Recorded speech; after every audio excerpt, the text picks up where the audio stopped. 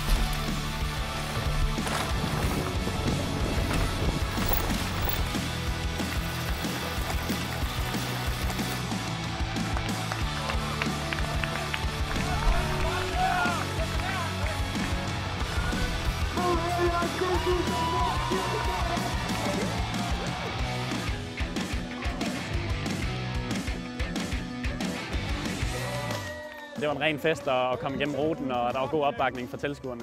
Ja, men det var hektisk fra start af. Det var bare overhaling, venstre og højre. Det var sindssygt fedt.